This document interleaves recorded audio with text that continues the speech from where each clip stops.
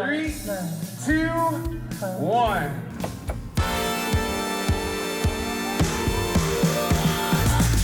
Everyone's got one, their favorite spot. You want it to be kind of an escape from the daily grind. You love them and tell everyone who will listen. A really mellow, serene, soulful space. We're stomping, Take your shoes off, roll your pants up. spinning, Cactus music, it's an institution. and drinking. Oh my God. $50 coffee. What is good coffee? Maybe if I shoot it into the space. Virtual reality escape rooms You could do things I normally wouldn't be able to do. and the world's biggest rooftop bar. 50,000 square feet, wraparound views. Cheers! This is my go-to. First stop, New York.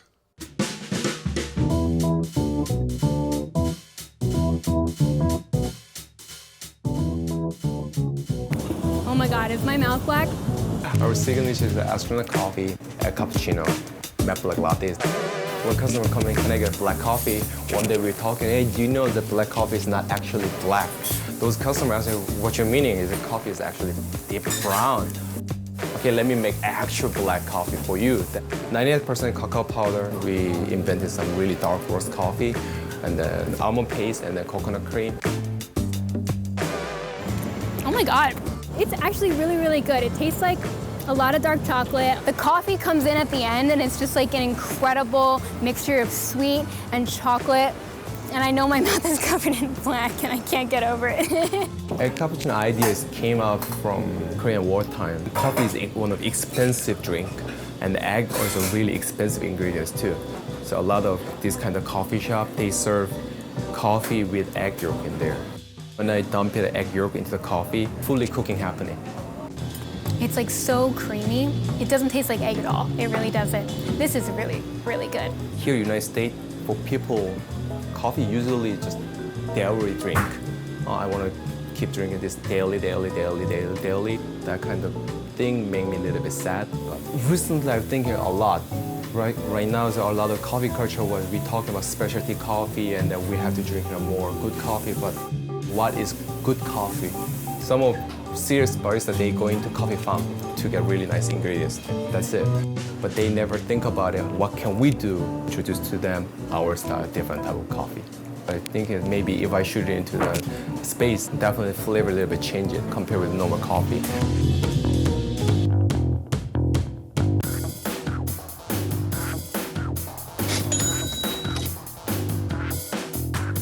Coffee is actually the most important product what we are selling wise. The most important thing is relax yourself and then kind of clear your mind. From New York to Vegas and an illuminating fest in the middle of the desert.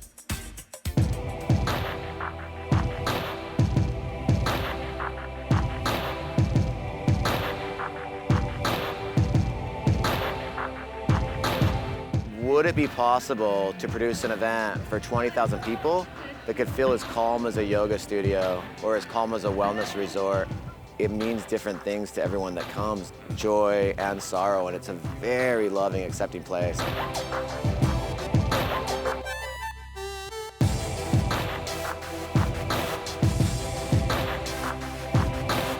We had some passings of loved ones, so we felt that we wanted to kind of like remember them in some way, and we thought this was one of the best ways to do that. It's surreal. It was beautiful, definitely.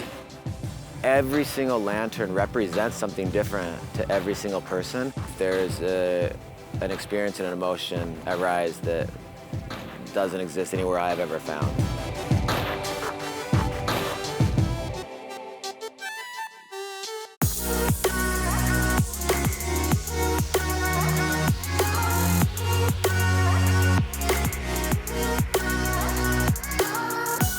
We're about, I think, 25 minutes south of Las Vegas in the middle of the Mojave Desert. So we are in the middle of an alkali lake bed, and you have about, we probably have 10 miles of just flat desert in all directions. Some friends and I were in Thailand during their Chiang Mai festival, and we sent up a lantern, and it was the most calm I'd felt in a year after a really hectic year around the world, and I just thought, man, would it be possible to produce an event for 20,000 people that could feel as calm as a yoga studio or as calm as a wellness resort? That's where we ended up with Rise, and so we combined the lantern release with a music festival, but wanted to make it a really mellow, serene, soulful space. We always pick artists that write their own music, soulful music that comes from the heart. We get just amazing, amazing artists, and people have now come to expect incredible music they may not have heard before.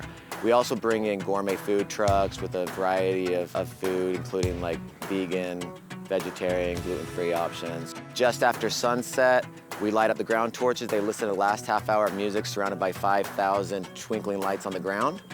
And then once it gets dark and the stars start to come out, then we all release lanterns together. 3, 2, 1. You realize every single lantern represents something different to every single person. It's breathtaking. I can't explain it.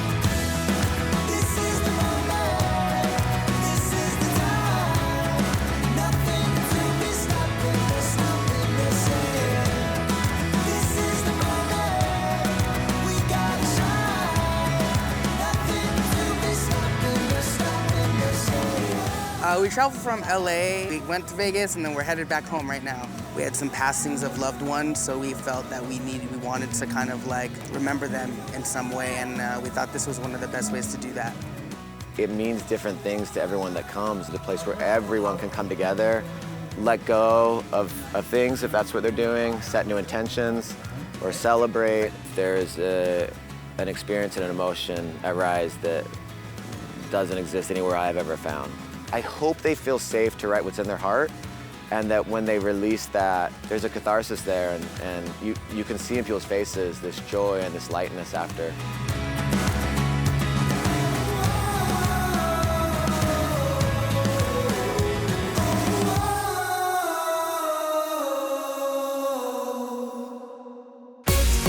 Will you make it out? It really felt like I was standing in a locked room. We go inside virtual reality escape rooms in New York City, and later, the world's largest rooftop bar in Chicago. I notice people say, oh, I'm gonna come for one, and then they call in sick the next day.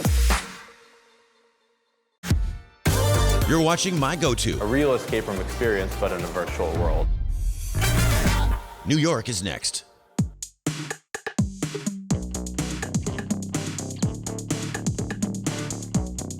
That was like bananas. It was really cool. That was really fun.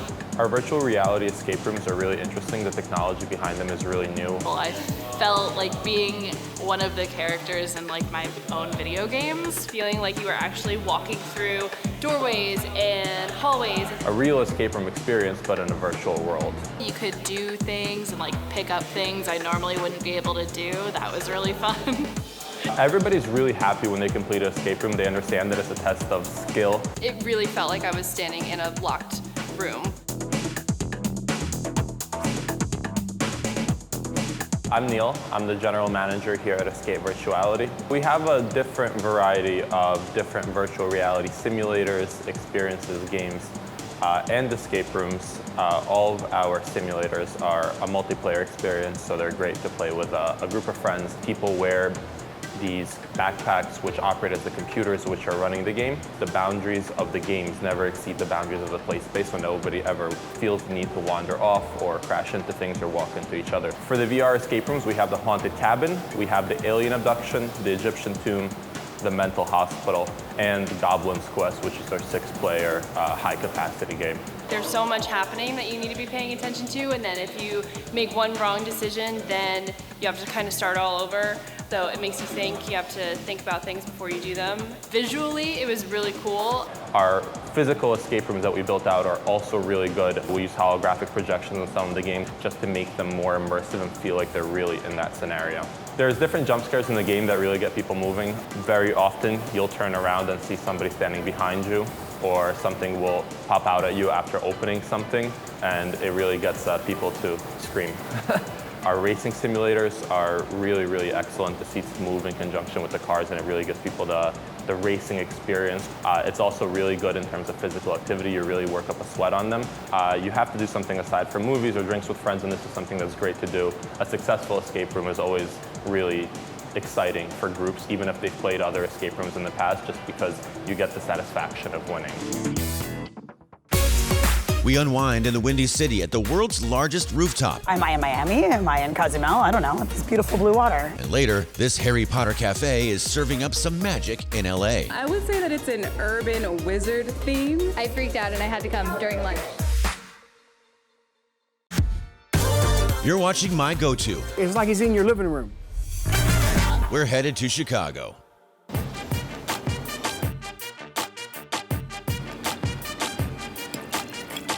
Kind of hard to keep this thing a secret. It's pretty big. We have the Guinness Book of World Records record for the world's largest rooftop bar. The views. For like a $12 cocktail, you can have that same view as the guy in the boat. Views like that all summer long, and then when it gets cold out, you can still enjoy the view from inside. You can see the skies. So they've got great looking drinks. That's what most drinks look like. And then we've got the adult juice box. Every kind of bar experience. The world's largest rooftop bar. Am I in Miami? Am I in Cozumel? I don't know. It's beautiful blue water. Am I on French Fry Island? Ready? Oh my God. Oh my goodness. You want it to be kind of an escape from the daily grind.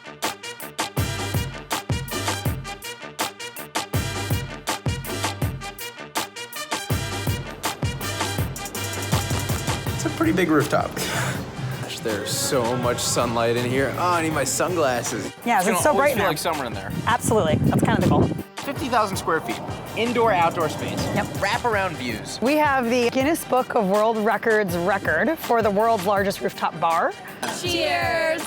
I notice people say, oh, I'm gonna come for one, and then they stay for like the sunset, and then fireworks, and then, well, they call in sick the next day because they had too much fun. Each section is kind of broken down so you can enjoy like your company and your friends without being a part of a big mob all at the same time.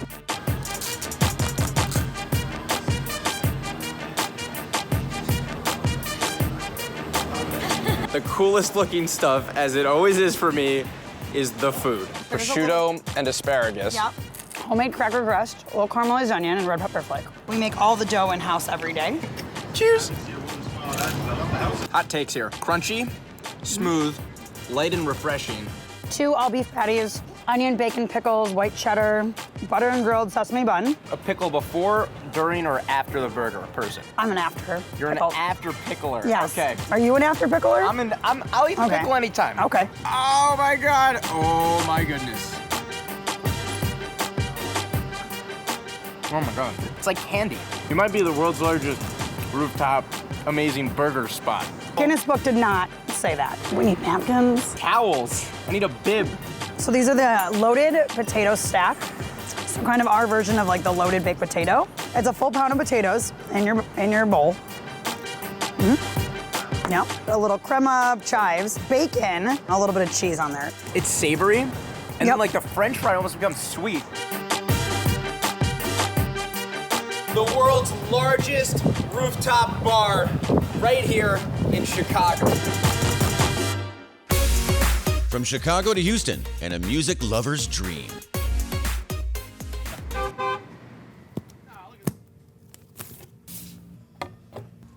Cactus Music. It's an institution, this record store. It's like an old-fashioned music store.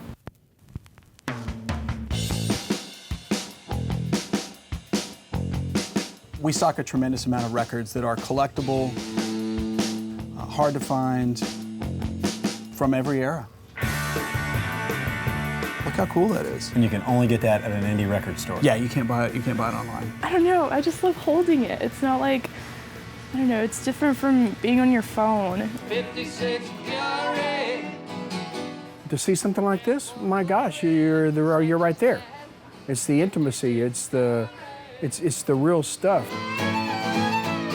The music is perfect here. You cannot beat it. I will always be here. Where? Cactus Records. Where else?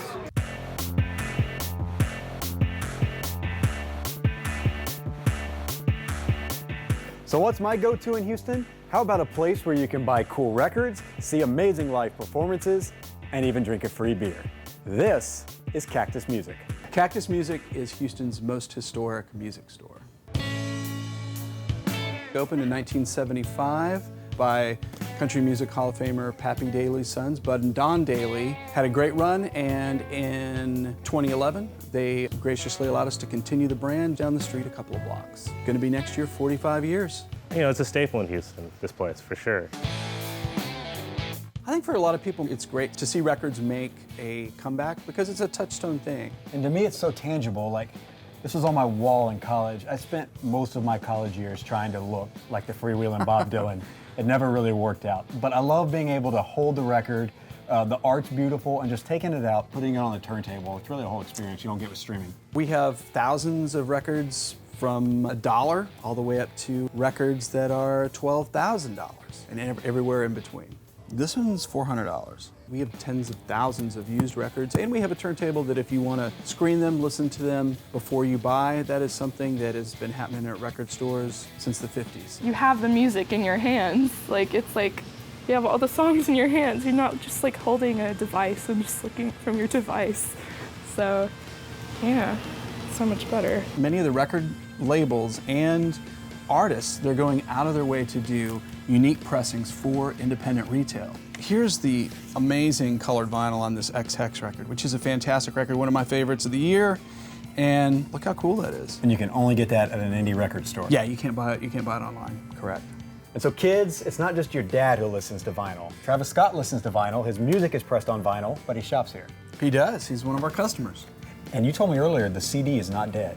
No, CD is rocking for us, and we still sell tons of new and used CDs. There's still a lot of CD players out there, and there's a ton of content that is not available digitally. It is only available on the CD. In the late 70s, artists, they would do signings. Patti Smith, The Police, The Ramones, and Texas artists like Doug Somm. You could meet them at the record store, get an autograph. My first record, came out in 1978, and my first in-store was Cactus music. Faster horses, grown men. One of the coolest things we get to do is provide opportunities for music fans to be up close and personal in our store for performance on our stage. We've supported artists as small as local and regional artists that are on their way up, as well as the next big superstars. I mean, you get to meet those people at our store and get an autograph and take a photo. Those are rare opportunities that as artists get more popular, and it's free. Oh, it was wonderful. We could almost reach out and touch him. Local guy gone big star, great performance. It's like he's in your living room.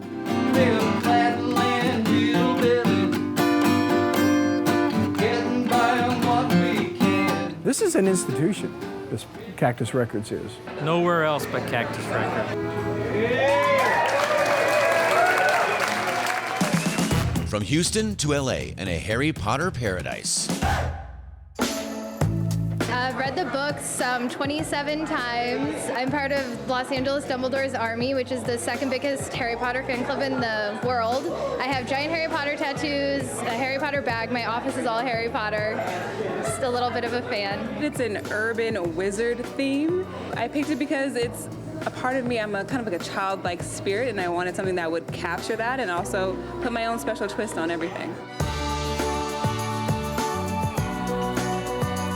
I spent a lot of time at coffee shops when I was in law school studying, and I wanted a place that felt more like me, that had food, really good coffee, had great customer service, and kind of had a different feel than what I had been experiencing in Los Angeles at the time. It's so cute. The wand wall, I think, is my favorite because I love all the little nods to all the little things and the moving pictures, and I don't know, it's really cool. My kid grew up with Harry Potter. I enjoy the movies myself. We're not saying it's kind of Harry Potter, not themed, but it's wizards and witches and that kind of, so it's kind of, we feel like we're kind of putting a nod to that whole thing, but actually it's a more urban twist. I'm a giant Harry Potter nerd, and I saw on Instagram through my normal Harry Potter group that they had opened, and so I freaked out and I had to come during lunch. Construction took a lot longer than we thought. We thought it'd be open in 3 months. It took us 8 months. And it to be a positive place, kind of transport you to a different space and feeling and vibe when you walked in here. I wanted you to have a really good day and make a great start to your day when you came in and get your cup of coffee.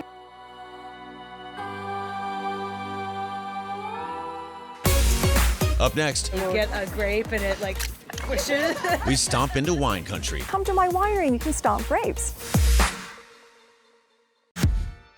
You're watching My Go-To. You can dance if you like.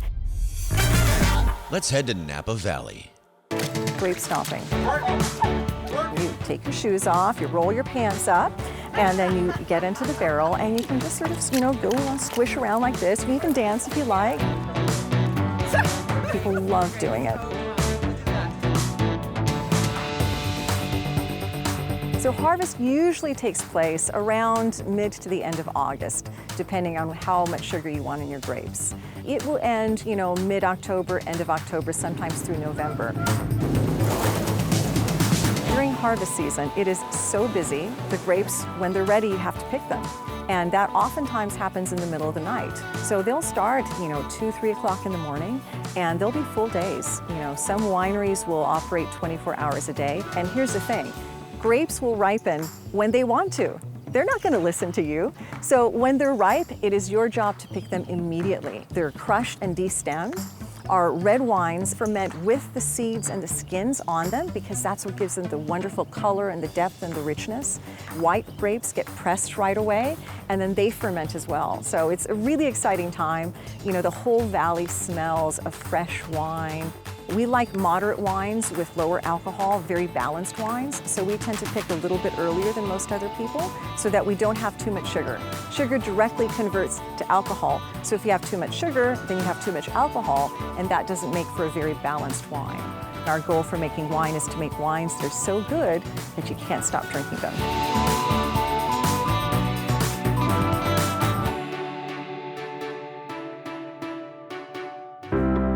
This winery is definitely my dad's passion and his baby. When he came to America, he came with $32 sewn in the sole of his shoe.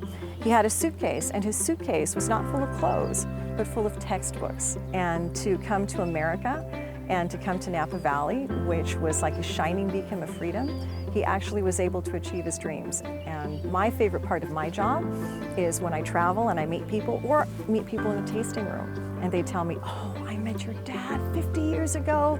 He was the most charming man. And then, oh, I met your dad last week. I can't believe he's 96 and still signing bottles. So that connection that we make with people is the most meaningful for us. What's your go-to spot? Tell us on social media.